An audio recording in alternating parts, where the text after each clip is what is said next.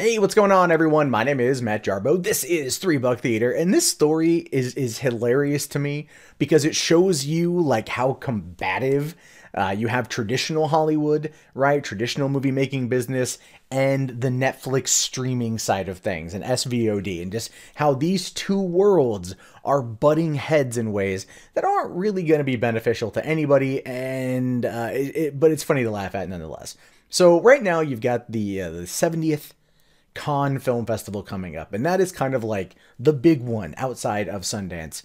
You know, that is the big one over there, and a lot of people are really excited for it. I remember when I lived in LA, I knew people that were just like trying to get their films in, and they were prepping to go, and it's this big spectacle, black tie affair, black suit affair, everything else, and they like it.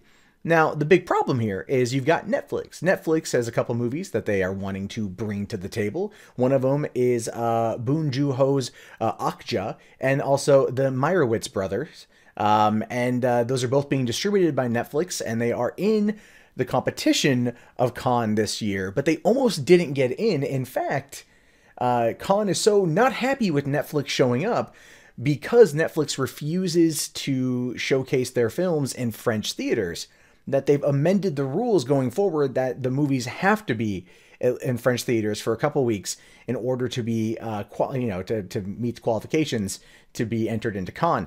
But here's where it gets a little tricky, is that French law pretty much dictates, or at least in this particular case, it dictates that the movies that go into French cinema, like the rules are so strict that SVOD for the films that are there can't happen for 3 years. So what effectively is happening here is Cannes is saying, yeah, Netflix, like, we get it. You want to play with the big boys.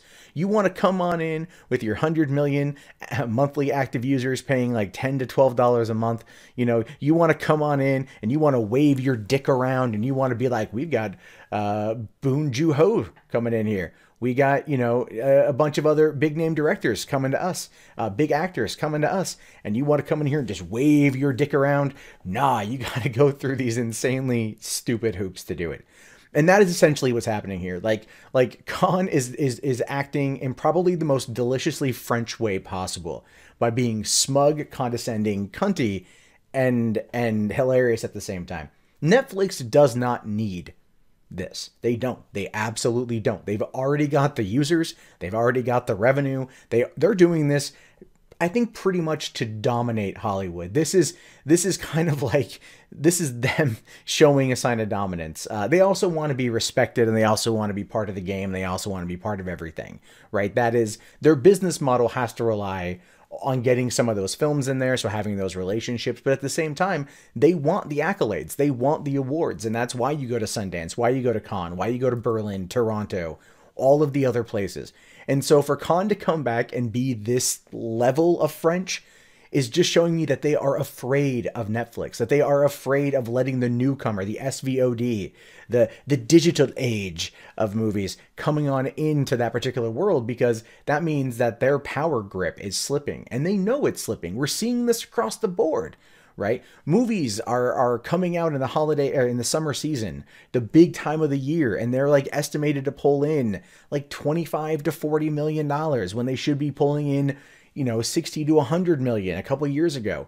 The movie market is shrinking outside of a couple big films, and people are watching more things.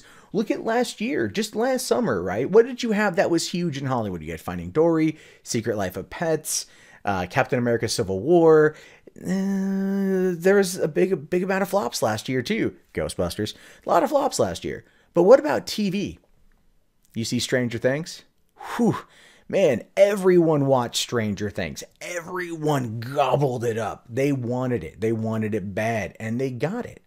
And that's the whole point, is that they know that Netflix knows that people will come to them and gorge themselves on this content that is highly digestible, easily talked about, spread through social media, and that is where things become problematic for the movie making business. Hollywood needs to adapt or die, and Netflix is basically trying to say, like, hey, bring us into the fold.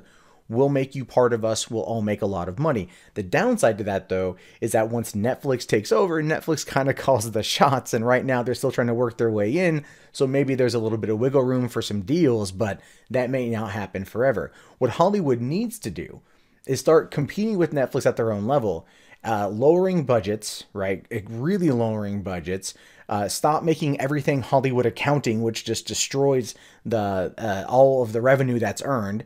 And they need to start being a lucrative business again. And the only way to do that is to rein in costs and really bring down these budgets. But then they realize, well, fuck it. They can sit there and they can make, you know, a few movies a year that are crap and then put out like one or two that are big budgets that do well. And then that recoups all the cost from what they've lost. And that approach only gets you so far. Only. But when it comes back to Khan and Netflix and everything else, you can see where the two worlds are butting heads. And I don't know about you, but it's going to be fun to watch from the sidelines. The downside to it, though, and this is just the serious downside, is you figure competition breeds creativity, right? It makes both sides work well for each other. And Hollywood is just digging in their heels. The traditional filmmaking world is just digging in their heels and not wanting to budge as much as they should. Whereas Netflix is like, shit, we dropped $3 million for a script from Max Landis and paid David Ayer to direct a $90 million movie starring Will Smith. Comes out this freaking Christmas, right? Whereas that kind of project going through Hollywood would be like, the budget would be more than 90 million. Everyone would want to get their cut and all of these things would be happening. And so it's just interesting to watch it all kind of play out. Netflix is changing the game. Hollywood better get ready and get on board. And this kind of shit from Khan is not going to help anyone in the long run. But what are your thoughts on this? This is stuff I'm curious about. Let me know in the comments below. My name is, of course, Matt Jarbo. This has been $3 Theater. I'm so happy you guys are watching the channel. I'm glad you guys are liking it. Please thumbs up the video. Get in on the conversation. Engage with me. Subscribe to the channel. Check back daily for more movie news and commentary from me. If you want to support the channel, links below in the video description. I'll talk to you guys later. Have yourself a fantastic day. Peace out.